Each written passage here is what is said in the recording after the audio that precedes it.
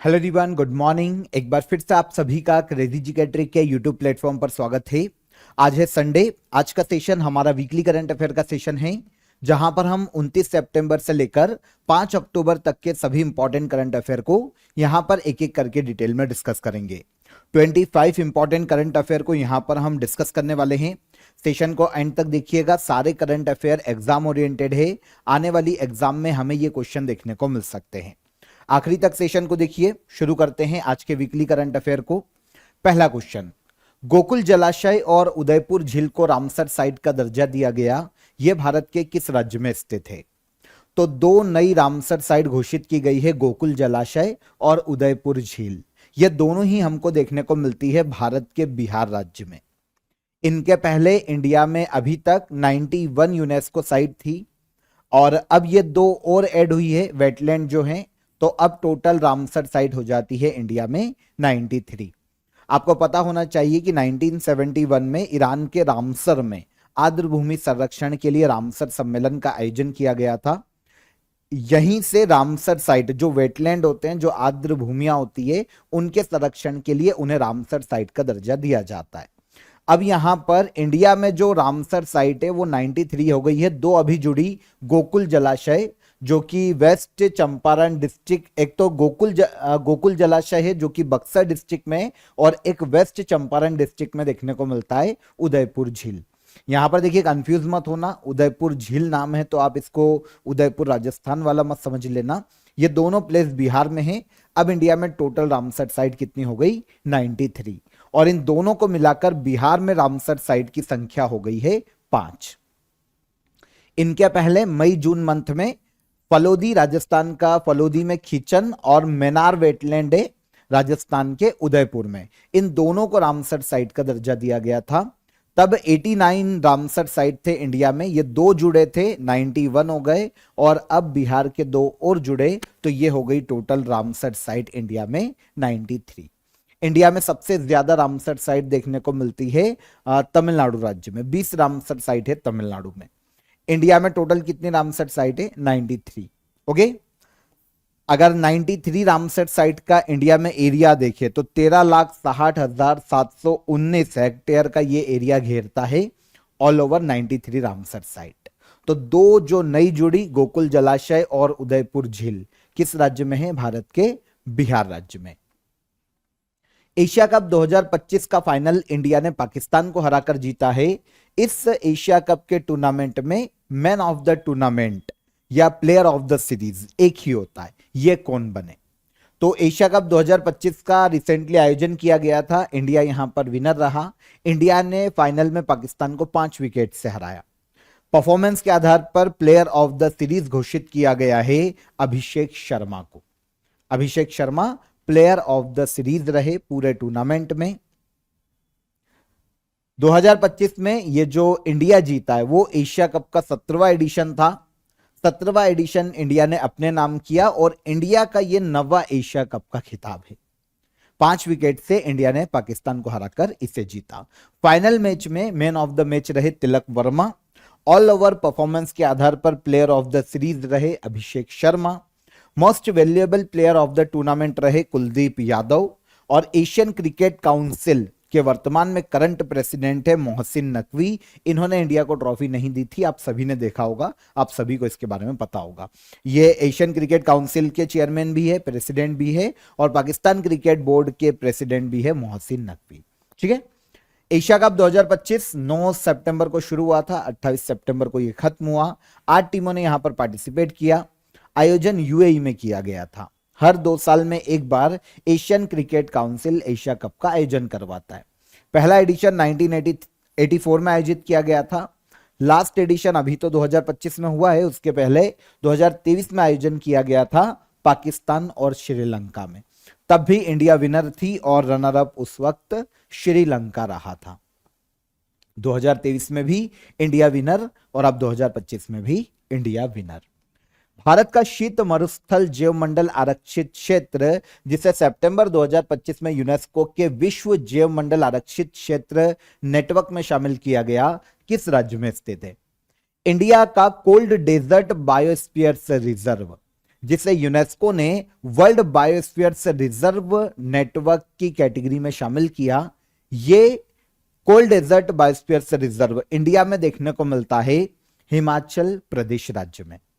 India का सबसे अधिक ऊंचाई पर स्थित बायोस्फीयर्स रिजर्व है कोल्ड डेजर्ट बायोस्फीयर्स रिजर्व। इंडिया का पहला ऐसा कोल्ड डेजर्ट बायोस्फीयर्स रिजर्व जिसे यूनेस्को ने बायोस्फीयर्स रिजर्व कैटेगरी में या नेटवर्क में सम्मिलित किया है। अभी यूनेस्को ने यह सूची निकाली थी और इसमें 20 देशों के 26 प्लेसेस को बायोस्फीयर्स रिजर्व में शामिल किया गया। इसमें इंडिया का भी एक प्लेस है cold desert बायोस्फीयर्स reserve. Himachal Pradesh का लाहौल स्पीति डिस्ट्रिक्ट, यहां पर ट्रांस हिमालयन रीजन में कोल्ड डेजर्ट बायोस्फीयर्स रिजर्व देखने को मिलता है। टोटल 7,770 स्क्वायर किलोमीटर क्षेत्र में यह फैला हुआ है। ठीक है, और अगर ऊंचाई देखें तो 3300 से लेकर 6600 मीटर की ऊंचाई पर स्थित है इंडिया का सबसे ऊंचाई पर स्थित बायोस्फीयर्स रिजर्व, जिसे यूनेस्को की मान्यता है। आपको पता है यूनेस्को के वर्तमान में वर्ल्ड बायोस्फीयर्स रिजर्व नेटवर्क में अभी जो टोटल मिलाए गए हैं 26 नए प्लेसेस, इनको मिलाकर 142 देशों के 785 प्लेसेस वर्ल्ड बायोस्फीयर्स रिजर्व नेटवर्क की कैटेगरी में शामिल है। इंडिया में वैसे तो बायोस्फीयर्स रिजर्व 18 हैं जिन्हें इंडियन गवर्नमेंट ने मान्यता दी है, लेकिन यूनेस्को ने इनमें से केवल 13 को मान्यता दी है। तो इंडिया में यूनेस्को के कितने बायोस्फीयर्स रिजर्व हैं? तो ये 13 हैं। ऑल ओवर इंडियन गवर्नमेंट ने जो अनाउंस किया वो कितने हैं? 18 बायोस्फीयर्स रिजर्व। ठीक है, 2025 के आर्थिक स्वतंत्रता सूचकांक में भारत की रैंक क्या है? यहां पर बात की गई है इकोनॉमिक फ्रीडम इंडेक्स। कौन से देश के लोग अपने इकोनॉमिक डिसीजन लेने में कितने ज्यादा फ्री हैं, कितने ज्यादा इंडिपेंडेंट है, इस आधार पर आर्थिक स्वतंत्रता सूचकांक को तैयार किया जाता है। अलग अलग इंडिकेटर्स होते हैं, अलग अलग डायमेंशंस होते हैं, उनके आधार पर इस इंडेक्स को तैयार किया जाता है। 2025 का ये जो इंडेक्स है इसमें इंडिया को 128वीं रैंक पर रखा गया। देखिए, ये इंडेक्स जो फाउंडेशन तैयार करता है ना, जो ऑर्गेनाइजेशन तैयार करता है, उसका नाम है द हेरिटेज फाउंडेशन। ये यूएसए का ही एक एनजीओ जैसा फाउंडेशन है। पिछली जब लिस्ट आई थी ना तो इंडिया की रैंक बहुत अच्छी थी, लेकिन इस बार इंडिया को इस इंडेक्स में 128 रैंक पर रखा गया है। 176 कंट्रीज को इस इंडेक्स में रैंक किया गया। कौन से किसी देश के लोगों के पास इकोनॉमिक डिसीजन लेने की फ्रीडम कितनी ज्यादा है, इस आधार पर इसे तैयार किया जाता है। 176 कंट्रीज को इंक्लूड किया गया। कंट्रीज को 100 में से स्कोर किया जाता है और अलग अलग 5 कैटेगरीज में डिवाइड किया जाता है। फॉर एग्जाम्पल 80 से 100 अगर किसी कंट्री को स्कोर मिला है तो वो इकोनॉमिकली फ्री है, अपने डिसीजन के लिए सबसे ज्यादा वहां के लोग फ्री है। फिर 70 से ऑलमोस्ट 80 तक मोस्टली फ्री, फिर 60 से ऑलमोस्ट 70 तक मॉडरेटली फ्री, मॉडरेट में रखा गया। फिर 50 से ऑलमोस्ट 60 तक मोस्टली अनफ्री की कैटेगरी में रखा गया, और उसके नीचे जो है वो रिप्रेस्ड की कैटेगरी में रखे गए। इंडिया को 128 रैंक पर रखा गया और इंडिया को स्कोर दिया गया है 53, मतलब इंडिया को मोस्टली अनफ्री की कैटेगरी में रखा गया है। इंडिया के जो लोग हैं ना अपने इकोनॉमिकली डिसीजन फ्री नहीं ले पाते, मोस्टली अनफ्री हैं। ठीक है, क्योंकि जो प्रति व्यक्ति आय है वो बहुत कम है। इस इंडेक्स में टॉप पर है सिंगापुर, सेकंड पर स्विट्जरलैंड और तीसरे पर रखा गया आयरलैंड को। लास्ट ईयर 2024 में इंडिया को 84 रैंक पर रखा गया था। अब आपको पता है यूएसए से हमारे मतभेद चल रहे हैं और ये ऑर्गेनाइजेशन एनजीओ भी यूएसए का है, इसलिए अब हमारी रैंक को इन्होंने फेंक दिया है 128 पर। स्कोर है हमारा 53, मतलब मोस्टली अनफ्री कैटेगरी। जारी कौन करता है? द हेरिटेज फाउंडेशन इसे तैयार करता है, एक एनजीओ की तरह। वॉशिंगटन डीसी में इसका हेडक्वार्टर है यूएसए में, और इसकी स्थापना 1973 में की गई थी। डन। तो अगर कभी क्वेश्चन आता है कि इकोनॉमिक फ्रीडम इंडेक्स में इंडिया की रैंक क्या है, यही क्वेश्चन बन सकता है। तो इंडिया की रैंक रखी गई है क्या? 128 2025 में। डन।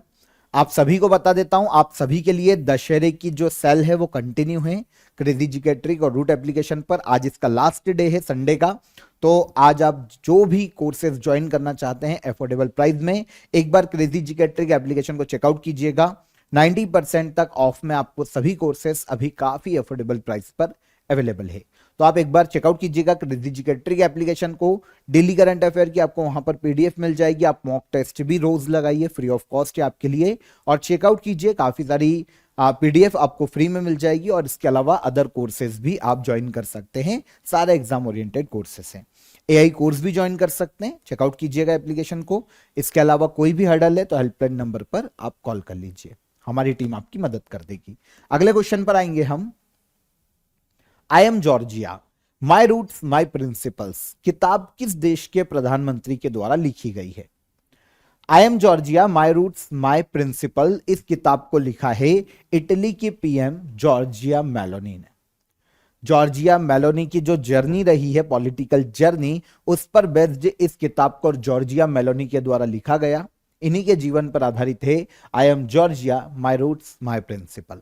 ओके, तो ऑटोबायोग्राफी है जॉर्जिया मेलोनी की। किताब का इंग्लिश वर्जन तो काफी पहले लॉन्च हो गया था जून में, लेकिन इंडिया में अभी से 7 अक्टूबर को लॉन्च किया जाएगा। भारत के पीएम ने भी इस बुक के लिए एक स्पेशल इंट्रो लिखा है। ओके, तो जॉर्जिया मेलोनी की किताब है I am Giorgia, my roots my principle. 7 अक्टूबर को इसे जारी किया जाएगा। जॉर्जिया मेलोनी इटली रोम से आती है, इटली की 89th पीएम है, इटली की पीएम बनने वाली पहली महिला जॉर्जिया मेलोनी। पीएम बनने से पहले ये मिनिस्ट्री ऑफ यूथ भी संभाल चुकी है, जो युवा मंत्रालय है इटली का, उसे भी इन्होंने होल्ड किया है पहले। 11वां वर्ल्ड ग्रीन इकोनॉमी समिट कहां आयोजित किया जा रहा है? 11th world green economy summit, इसका आयोजन किया गया हाल ही में यूएई के दुबई में। देखिए किसके बारे में बात की गई होगी, किस पर चर्चा के लिए? ग्रीन इकोनॉमी पर चर्चा के लिए, कि ग्रीन इकोनॉमी को कैसे बढ़ाया जा सकता है, ग्रीन इकोनॉमी को बढ़ाने में क्या क्या हर्डल्स हैं, उनको कैसे दूर किया जा सकता है, कैसे ग्रीन इकोनॉमी सेक्टर को बूस्ट किया जा सकता है। इन सभी मुद्दों पर चर्चा के लिए 11th world green economy summit का आयोजन किया गया यूएई के दुबई में। अब बात आती है कि ग्रीन इकोनॉमी क्या होती है। देखिए, जब किसी देश का डेवलपमेंट, इंफ्रास्ट्रक्चर डेवलपमेंट, मैन्युफैक्चर, इस चीज को देखकर किया जाता है कि एनवायरनमेंट को हानि ना हो, मतलब डेवलपमेंट में नॉर्मली रिन्यूएबल एनर्जीज का जब यूज किया जाता है, तो वो जो इकोनॉमी होती है वो कहलाती है ग्रीन इकोनॉमी। तो इन सभी मुद्दों पर चर्चा करने के लिए, ग्रीन इकोनॉमी को बढ़ाने के लिए 1-2 अक्टूबर को 2 दिवसीय वर्ल्ड ग्रीन इकोनॉमी समिट का आयोजन किया गया था यूएई के दुबई में। इस बार ये 11th एडिशन आयोजित किया गया था। दुबई गवर्नमेंट और एक वर्ल्ड ग्रीन इकोनॉमी ऑर्गेनाइजेशन है, इन्होंने संयुक्त रूप से इसका आयोजन किया। कॉन्फ्रेंस की थीम की बात करें तो innovating for impact, accelerating the future of the green economy, ये कॉन्फ्रेंस की थीम रखी गई थी। यहां पर वर्ल्ड ग्रीन इकोनॉमी समिट पता चल गया आपको, हर साल आयोजित किया जाता है। उद्देश्य आपको समझ में आ गया, ऑर्गेनाइजेशन जो आयोजित करवाता है वो आपको पता चल गए। 2014 में इसकी पहली बार शुरुआत की गई थी, हर साल आयोजित किया जाता है। 2025 में इसका 11वां एडिशन आयोजित किया गया। M3M Hurun India rich list 2025 में भारत की सबसे अमीर महिला कौन बनी? तो हुरून इंडिया और M3M एक इंस्टीट्यूशन है, इन दोनों ने मिलकर एक लिस्ट निकाली है, M3M Hurun India rich list 2025। इसमें इंडिया की सबसे अमीर महिला बनी है रोशनी नादार मल्होत्रा। हालांकि ये इस पूरी लिस्ट में तीसरे नंबर पर है, लेकिन महिलाओं में सबसे टॉप पर है। पहले नंबर पर सबसे अमीर व्यक्ति है मुकेश अंबानी और उनकी फैमिली।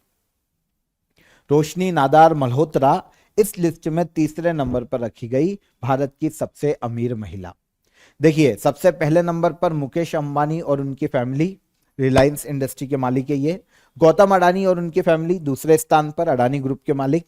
रोशनी नादार मल्होत्रा और उनकी फैमिली HCL टेक की मालिक। साइरस एस पूनावाला और फैमिली ये सीरम इंस्टीट्यूट ऑफ इंडिया के हैं।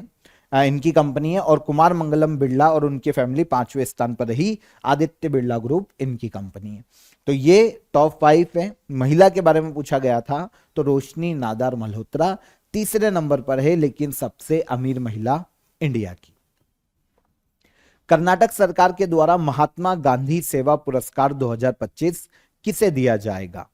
कर्नाटक गवर्नमेंट महात्मा गांधी सेवा अवार्ड 2025 देने वाली है बहुत ही फेमस हिस्टोरियन रामचंद्र गुहा को। तो हाल ही में अनाउंस किया गया है कर्नाटक गवर्नमेंट के द्वारा इस अवार्ड को। देखिए, अवार्ड क्यों दिया जाता है? गांधीयन फिलोसॉफी को आगे बढ़ाने के लिए, समाज सेवा में योगदान के लिए कर्नाटक गवर्नमेंट के द्वारा दिया जाता है महात्मा गांधी सेवा अवार्ड। 2025 में यह रामचंद्र गुहा को दिया जाएगा, अभी अनाउंस किया गया है। इन फ्यूचर ये रामचंद्र गुहा को दिया जाएगा। ठीक है, भारत के इतिहास के बारे में रामचंद्र गुहा ने काफी बुक लिखी है। गांधी जी की ऑटोबायोग्राफी भी इन्होंने लिखी है, 2 बुक इनकी प्रकाशित हुई थी गांधी जी पर। ये उत्तराखंड के देहरादून से आते हैं, famous historian writer Ramachandra Guha. लेखन के क्षेत्र में, साहित्य के क्षेत्र में रामचंद्र गुहा का जो योगदान है, इसके लिए इन्हें पद्म भूषण 2009 में दिया गया था और साहित्य अकादमी अवार्ड दिया गया था 2011 में। अवार्ड कर्नाटक गवर्नमेंट देती है, 2014 के में शुरू किया गया था। किस क्षेत्र में दिया जाता है बता चुका हूं मैं आपको। 5 लाख रुपए की प्राइज मनी दी जाती है इस अवार्ड के तहत। 2024 में गांधी ग्रामीण गुरुकुल स्कूल को यह अवार्ड दिया गया था और अब रामचंद्र गुहा को 2025 में दिया गया। हाल ही में स्वीकृत राष्ट्रीय दलहन मिशन के लिए कितनी राशि आवंटित की गई है? नेशनल पल्सेस मिशन, इसे हाल ही में सेंट्रल गवर्नमेंट ने अप्रूव किया है और 2025 से लेकर 2031 मतलब 6 सालों के लिए इस मिशन के लिए 11,440 करोड़ रुपए की राशि सेंट्रल गवर्नमेंट ने आवंटित की है। देखिए, पूरे वर्ल्ड में पल्सेस का सबसे बड़ा प्रोड्यूसर इंडिया है, लेकिन सबसे बड़ा कंज्यूमर भी इंडिया ही है। तो हम जो दलहनी फसलें उगाते तो सबसे ज्यादा है, लेकिन हम घर में ही सबसे ज्यादा कंज्यूम करते हैं, इसीलिए हमें काफी सारी दलहनी फसलों को इंपोर्ट करने की जरूरत पड़ती है। अब दलहनी फसलों के प्रोडक्शन को बढ़ाने के लिए नेशनल पल्सेस मिशन को सेंट्रल गवर्नमेंट ने अप्रूव किया है। 2025 से 2031 तक 11,440 करोड़ की राशि इस प्रोजेक्ट के लिए या मिशन के लिए आवंटित की गई है। दलहनी फसलों का प्रोडक्शन बढ़ाना, उनके इंपोर्ट को कम करना, यह इस मिशन का मुख्य उद्देश्य है। इस मिशन के तहत किया क्या जाएगा? 6 साल के लिए मिनिस्ट्री ऑफ एग्रीकल्चर और फार्मर वेलफेयर के द्वारा इसे लाया गया। पल्सेस में इंडिया को आत्मनिर्भर बनाना इसका उद्देश्य है। लक्ष्य रखा गया है कि जो अभी हमारा दलहन उत्पादन 242 लाख टन है, इसे बढ़ाकर 350 लाख टन तक किया जा सके, ताकि इंपोर्ट हम कम कर पाए और हम पल्सेस के उत्पादन में इंडिया को आत्मनिर्भर बना पाए। इसके लिए जो किसान हैं उनको 126 लाख क्विंटल सीड्स दिए जाएंगे, 88 lakh free seed kits distribute की जाएगी और सारथी पोर्टल से इनको मॉनिटर भी किया जाएगा।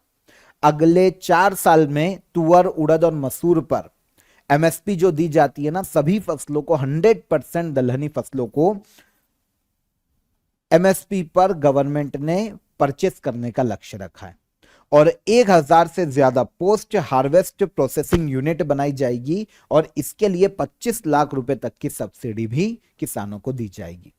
तो यह नेशनल पल्सेस मिशन है 6 साल के लिए। जो राशि इसके लिए डिसाइड की गई है, बजट दिया गया है गवर्नमेंट के द्वारा, ये 11,440 करोड़ रुपए का बजट है। याद रहेगा, इंपॉर्टेंट स्कीम है, याद रखना इसको। आगे आइए, पद्मश्री पुरस्कार से सम्मानित गोपीनाथ सवाई, जिनका हाल ही में 107 वर्ष की आयु में निधन हो गया, किस क्षेत्र से संबंधित है? गोपीनाथ सवाई की बात करें तो ये बहुत ही फेमस फोक आर्टिस्ट है। हाल ही में 107 वर्ष की आयु में इनका निधन हो गया। ये भारत के ओडिशा राज्य से आते हैं, ओडिशा से संबंधित है और ओडिशा का एक ट्रेडिशनल लोक नृत्य, एक ट्रेडिशनल हमें फोक डांस देखने को मिलता है, कृष्ण लीला। फोक डांस ड्रामा थिएटर जैसा है ये, जिसमें भगवान श्री कृष्ण की लीलाओं और कहानियों का मंचन किया जाता है। तो ट्रेडिशनल कृष्ण लीला को नेशनल इंटरनेशनल पहचान दिलाने में इनका बहुत बड़ा योगदान है गोपीनाथ सवई का। 107 वर्ष की आयु में हाल ही में इनका निधन हो गया। फोक आर्टिस्ट है, डांसर, सिंगर, ड्रामा टीचर सभी रहे हैं। 2024 में लास्ट ईयर ही कला के क्षेत्र में इनके योगदान के कारण इनको पद्मश्री से सम्मानित किया गया था। हाल ही में निधन हो गया गोपीनाथ सवई का, ओडिशा के फोक आर्टिस्ट। इनके अलावा रिसेंटली एक और व्यक्ति के बारे में मैंने आपको बताया था जिनका निधन हुआ, चन्नूलाल मिश्रा। ये बहुत ही फेमस हिंदुस्तानी क्लासिकल डांसर हैं, यूपी से आते हैं, बनारस और किराना घराने से संबंधित। इनका भी हाल ही में निधन हो गया था। हिंदुस्तानी क्लासिकल सिंगर, नाम क्या है? चन्नूलाल मिश्रा। इसके बाद अगला क्वेश्चन है हमारा, हाल ही में किसे भारत के अटॉर्नी जनरल के रूप में दोबारा नियुक्त किया गया है? इंडियन कॉन्स्टिट्यूशन में अटॉर्नी जनरल ऑफ इंडिया, महान्यायवादी का पद दिया गया है आर्टिकल 76 में। भारत सरकार का प्रथम विधि अधिकारी होता है attorney general of India. Indian government को वैधानिक मुद्दों पर सलाह देने का, कानूनी मुद्दों पर सलाह देने का काम करता है। एक संवैधानिक पद है अटॉर्नी जनरल ऑफ इंडिया का। रिसेंटली भारत के अटॉर्नी जनरल ऑफ इंडिया के पद पर कंटिन्यू किया गया है आर वेंकट रमणी को। इनको 2026 तक के लिए, आगे आने वाले समय के लिए 2027 तक के लिए कंटिन्यू किया गया है। 2 साल का इनका कार्यकाल बढ़ाया गया है। आर वेंकट रमणी 2022 से अटॉर्नी जनरल ऑफ इंडिया के पद पर कार्यरत थे। 2025 में इनका कार्यकाल खत्म हो रहा था, लेकिन अब 2 साल का कार्यकाल इनका बढ़ा दिया गया है। 30 सितंबर 2027 तक ये भारत के महान्यायवादी के पद पर कार्य करेंगे। ये नॉर्मली भारत के पौंडीचेरी से आते हैं, पौंडीचेरी के रहने वाले हैं। सुप्रीम कोर्ट के सीनियर एडवोकेट है और भारत के वर्तमान में 16वें महान्यायवादी के पद पर कार्यरत है। आर वेंकट रमणी, इनके कार्यकाल को 2 साल का एक्सटेंशन दिया गया है। क्लच, मेपल और जायू को फीफा वर्ल्ड कप 2026 का मैस्कॉट बनाया गया। इनमें से जायू किस देश का प्रतिनिधित्व करता है? आपको पता है फीफा वर्ल्ड कप 2026 में 3 देशों में आयोजित किया जाएगा। तो 3 देशों के मैस्कॉट बनाए गए हैं जिनका नाम है क्लच, मैपल और जायू। इनमें जो जायू है ना, वो जगुआर का एक प्रतीक है जो कि रिप्रेजेंट करता है मैक्सिको को। Answer C. तीनों के बारे में जान लेते हैं। फीफा वर्ल्ड कप 2026, ठीक है, 3 मैस्कॉट इसके जारे हुए हैं। 3 देशों में इसका आयोजन होना है, कनाडा, मैक्सिको और यूएसए में 2026 में। इनमें से कनाडा का हिरण है एक मॉस, मतलब हिरण का एक मतलब बड़ी प्रजाति है, हिरण जैसी एक प्रजाति है। इसका मैस्कॉट बनाया गया है मैपल। जगुआर का प्रतीक है जायू जो कि रिप्रेजेंट करता है मैक्सिको को, और बाल्ड ईगल यूएसए का राष्ट्रीय पशु है, इसको रिप्रेजेंट करता है क्लच नाम का मैस्कॉट बनाया गया। ये तीनों मैस्कॉट बनाए गए हैं। 2026 में फीफा वर्ल्ड कप 11 जून से लेकर 19 जुलाई तक आयोजित किया जाएगा। यहां पर 48 टीमें पार्टिसिपेट करेगी। फीफा इसको आयोजित करवा रहा है। कनाडा, मैक्सिको और यूएसए में इसका 23वां एडिशन आयोजित किया जाने वाला है फीफा वर्ल्ड कप का। इसके पहले जो 22वां फीफा वर्ल्ड कप है वो आयोजन 2022 में किया गया था कतर में, और 2026 में कनाडा, मैक्सिको और यूएसए में किया जाएगा। पीएम मोदी द्वारा माही बांसवाड़ा न्यूक्लियर प्रोजेक्ट की आधारशिला रखी गई। यह परियोजना किस राज्य में स्थित है? माही बांसवाड़ा न्यूक्लियर प्रोजेक्ट, इसका फाउंडेशन स्टोन रखा है भारत के पीएम ने। यह बनाया जा रहा है भारत के राजस्थान राज्य में। भारत के राजस्थान में यह न्यूक्लियर पावर स्टेशन बनाया जाएगा, संयंत्र बनाया जाएगा, जिसकी टोटल कैपेसिटी 2800 मेगावाट होने वाली है। यहां पर 4 संयंत्र लगाए जाएंगे, 4 प्लांट लगाए जाएंगे और सबकी विद्युत उत्पादन क्षमता 700 मेगावाट होने वाली है। तो total 2800 megawatt nuclear power project है जिसका नाम है माही बांसवाड़ा न्यूक्लियर पावर प्रोजेक्ट। इसे फाउंडेशन स्टोन रखा गया है, इसका कहां पर? राजस्थान में। इसको बनाने में टोटल कॉस्ट आएगी 42,000 करोड़ रुपए। बांसवाड़ा राजस्थान में बनाया जा रहा है 42,000 करोड़ रुपए में। अणुशक्ति विद्युत निगम लिमिटेड इसे डेवलप कर रहा है। कैपेसिटी है 700 मेगावाट के, 4 रिएक्टर मतलब 2800 मेगावाट। डन। माही बांसवाड़ा न्यूक्लियर प्रोजेक्ट। विश्व हृदय दिवस हर साल कब मनाया जाता है? वर्ल्ड हार्ट डे हर साल मनाया जाता है पूरे वर्ल्ड में 29 सितंबर को। 29 सितंबर को मनाया जाता है।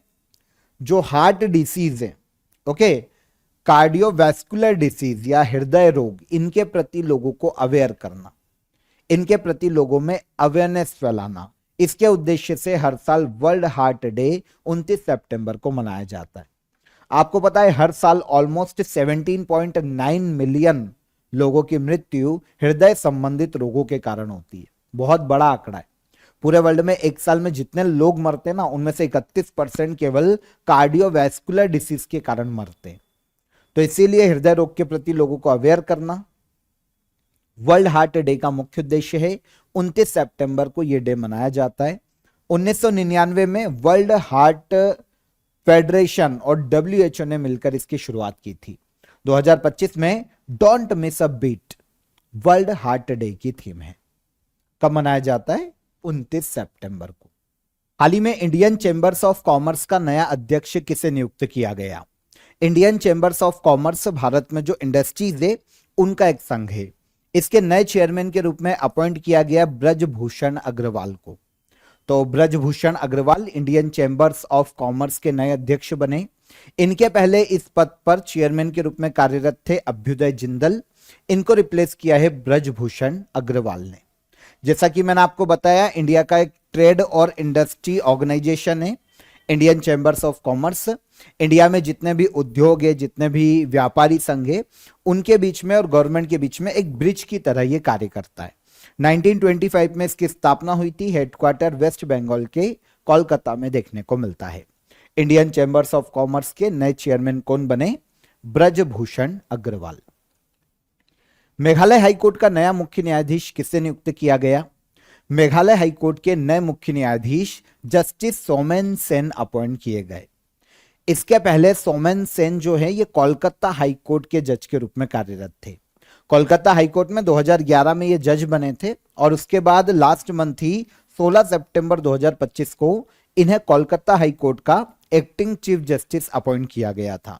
अब फाइनली इनको ट्रांसफर करके मेघालय हाईकोर्ट का मुख्य न्यायाधीश नियुक्त किया गया है। कौन है ये? सोमेन सेन मेघालय हाईकोर्ट के 14th मुख्य न्यायाधीश अपॉइंट किए गए। इनके अलावा जो अदर हाईकोर्ट में मुख्य न्यायाधीश बने, अगर उन पर नजर डालें तो जस्टिस चंद्रशेखर ये बॉम्बे हाईकोर्ट के मुख्य न्यायाधीश बने हैं कुछ समय पहले, और PB बजंथरी ये पटना हाईकोर्ट के कुछ समय पहले मुख्य न्यायाधीश के रूप में अपॉइंट किए गए। 3456 करोड़ की लागत से बनने वाली कोकराझार गेलफू रेल प्रोजेक्ट भारत ने किस देश के साथ स्वीकृत की है? तो इंडिया और भूटान के मध्य में एक एग्रीमेंट साइन हुआ है, एक समझौता हुआ है कोकराझार गेलफू रेल प्रोजेक्ट को लेकर।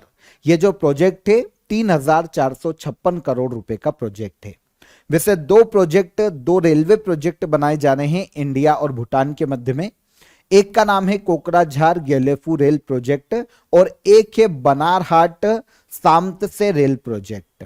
ये दोनों 4 साल में बनेंगे और दोनों के बनने में 4033 करोड़ की लागत आएगी।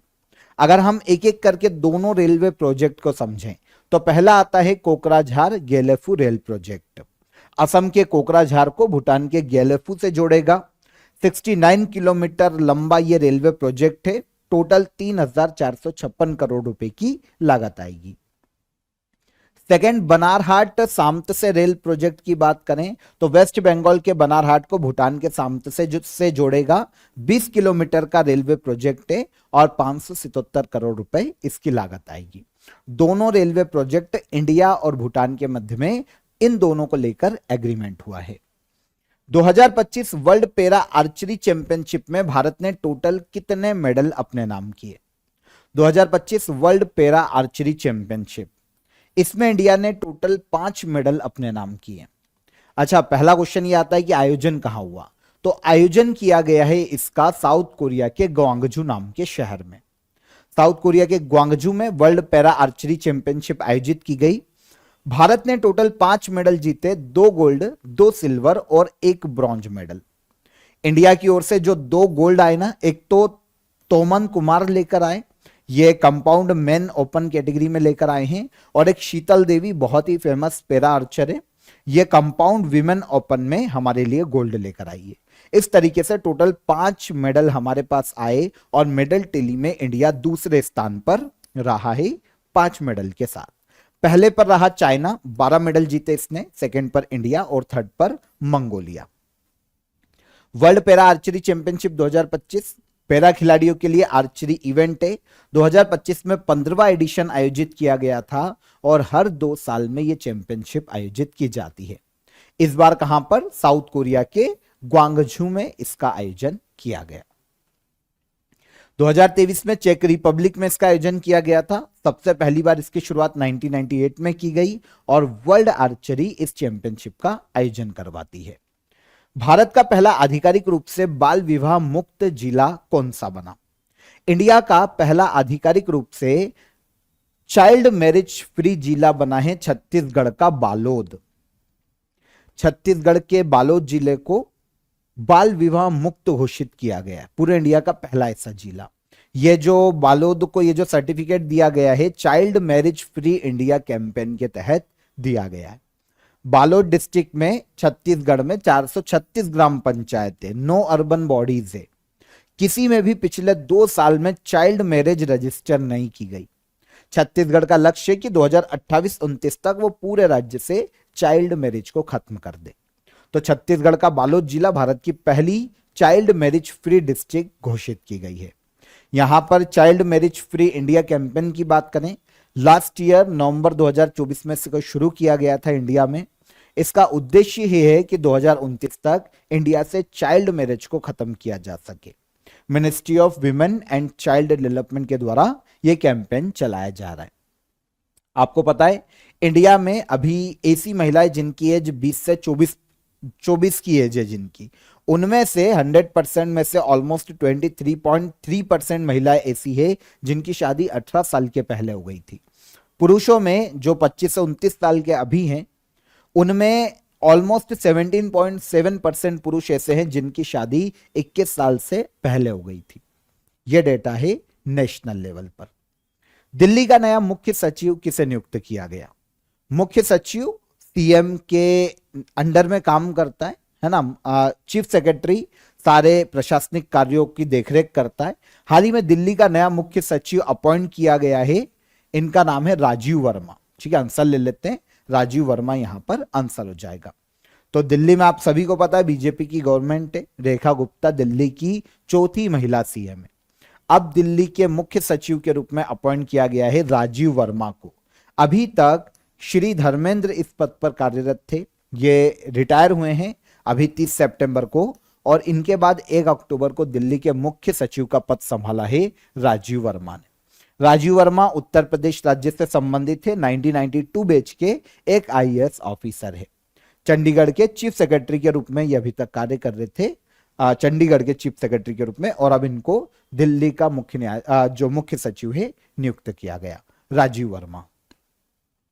भुवनेश्वर में होने वाली एशियन टेबल टेनिस चैंपियनशिप का ब्रांड एम्बेसडर किसे बनाया गया? भुवनेश्वर में पहली चीज तो ये कि एशियन टेबल टेनिस चैंपियनशिप का आयोजन कहां किया जा रहा है, तो यह आयोजित किया जाएगा भुवनेश्वर ओडिशा में। इसके ब्रांड एम्बेसडर बनाए गए हैं अचंत शरत कमल। ये खुद भी एक बैडमिंटन प्लेयर हैं, हालांकि अब रिटायर हो चुके हैं, अचंत शरत कमल। तो इनको 28th Asian table tennis championship का ब्रांड एम्बेसडर बनाया गया। यह चैंपियनशिप 11 अक्टूबर को शुरू होगी, 11 से लेकर 15 अक्टूबर तक ओडिशा के भुवनेश्वर में आयोजित की जाएगी। अचंत शरत कमल की बात करें, यह तमिलनाडु के चेन्नई के रहने वाले भारत के पूर्व टेबल टेनिस प्लेयर, क्योंकि अब रिटायर हो चुके हैं, 10 बार नेशनल टेबल टेनिस चैंपियन रह चुके हैं। इसके अलावा कॉमनवेल्थ गेम्स में 7 गोल्ड, 3 सिल्वर और 3 ब्रॉन्ज मेडल इन्होंने जीते। खेलों के क्षेत्र में अचंत शरत कमल की उपलब्धियों के कारण इनको 2004 में अर्जुन अवार्ड दिया जा चुका है, 2019 में पद्मश्री दिया गया था, और फाइनली 2022 में मेजर ध्यानचंद खेल रत्न अवार्ड इनको दिया गया। यह है अचंत शरत कमल। अभी जो एशियन टेबल टेनिस चैंपियनशिप आयोजित की जाएगी भुवनेश्वर में, वो कौन सा एडिशन है? 28वां। एशियन टेबल टेनिस एसोसिएशन इसका आयोजन कराएगा। पहली बार ये चैंपियनशिप आयोजित की गई थी 1972 में। यूपीएससी ने अपना 99th फाउंडेशन डे मनाया। यूपीएससी की स्थापना कब की गई थी? यूपीएससी ने अपना 99वां स्थापना दिवस मनाया है। कब? 1 अक्टूबर को। यूपीएससी की स्थापना 1 अक्टूबर 1926 में की गई थी। एक कॉन्स्टिट्यूशनल बॉडी है, यूनियन पब्लिक सर्विस कमीशन, केंद्रीय भर्ती निकाय है। ठीक है, अखिल भारतीय सेवाओं के लिए केंद्रीय भर्ती निकाय है। इसके चेयरमैन के पद पर है डॉक्टर अजय कुमार। इनके द्वारा जो 99वां स्थापना दिवस मनाया गया 1 अक्टूबर को यूपीएससी का, उसी दौरान माई यूपीएससी इंटरव्यू पोर्टल को भी लॉन्च किया गया।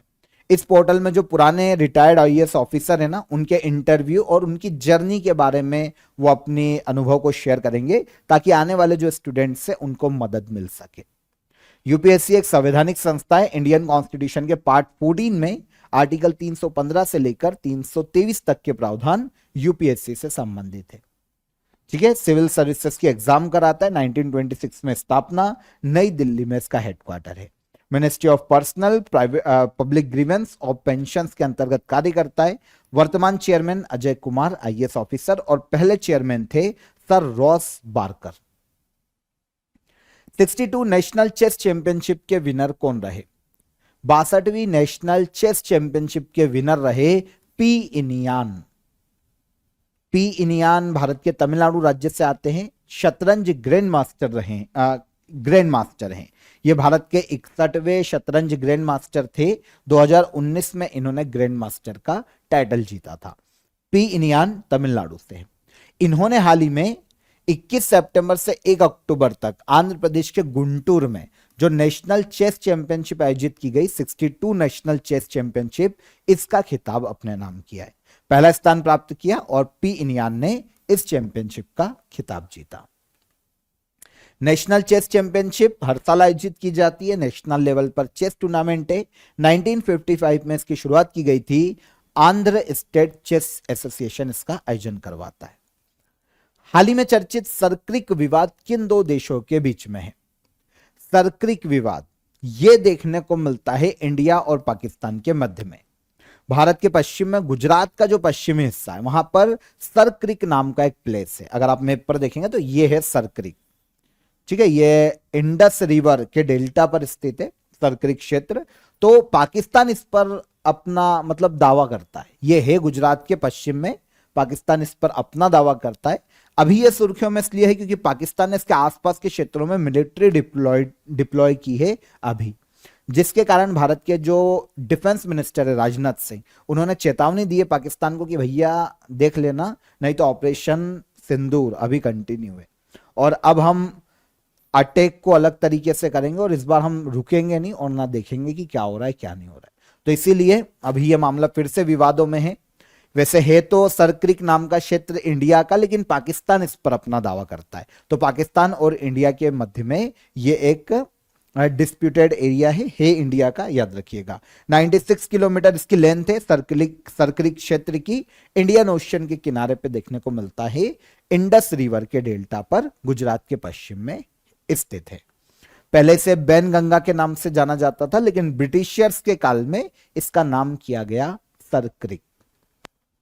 लास्ट क्वेश्चन, बन्नी महोत्सव हर साल कहां मनाया जाता है? हर साल बन्नी महोत्सव मनाया जाता है आंध्र प्रदेश राज्य में। आंध्र प्रदेश में दशहरे के पर्व पर बन्नी फेस्टिवल आयोजित किया जाता है। आंध्र प्रदेश में एक पहाड़ी है, एक क्षेत्र है देवरगुट्टा। ठीक है, देवरगुट्टा की पहाड़ियों पर दशहरे के दिन बन्नी फेस्टिवल को आयोजित किया जाता है श्रीमाला मल्लेश्वर स्वामी टेम्पल पर। श्रीमाला मल्लेश्वर स्वामी टेम्पल पर, श्रीमाला मल्लेश्वर स्वामी टेम्पल पर जो बन्नी फेस्टिवल है उसे ही देवरगुट्टा दशहरा फेस्टिवल या देवरगुट्टा बन्नी फेस्टिवल के नाम से जाना जाता है। यहां पर क्या होता है, जो लोग रहते हैं ना, दो पार्ट में बढ़ जाते हैं और एक दूसरे पर छड़ी से वार करते, डंडे से फाइट करते।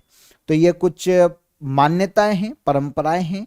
आंध्र प्रदेश के लोगों की, तो बन्नी फेस्टिवल मनाया जाता है आंध्र प्रदेश के देवरगुट्टा रीजन में। ये जो पर्व है ना, ये एक पौराणिक मान्यता से जुड़ा हुआ है। ऐसा माना जाता है कि देवरगुट्टा नाम की पहाड़ियों पर मणि और मल्लासुर नाम के दो राक्षस थे। इनका वध करने के लिए भगवान शिव ने कभी अवतार लिया था और इनका वध किया था। बाद में फिर इन्हीं की मान्यता के स्वरूप यह त्योहार मनाया जाने लगा बन्नी फेस्टिवल के नाम से। तो आंध्र प्रदेश के देवरगुट्टा में दशहरे पर बन्नी फेस्टिवल मनाया जाता है। डन। तो यहां पर आज के वीकली करंट अफेयर में 29 सितंबर से लेकर 5 अक्टूबर तक के सभी इंपॉर्टेंट करंट अफेयर हमने डिटेल में डिस्कस किए। आई होप आपको एक क्वेश्चन समझ में आओगा। बहुत ही इंपॉर्टेंट करंट अफेयर था।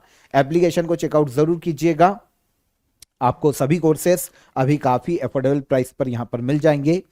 सेशन पसंद आया हो तो वीडियो को लाइक और शेयर कर दीजिए। चैनल पर पहली बार आए हैं तो चैनल को सब्सक्राइब कर लीजिए। कल फिर मुलाकात करेंगे नेक्स्ट डे के करंट अफेयर में। तब तक अपना ख्याल रखिएगा। जय हिंद, जय भारत।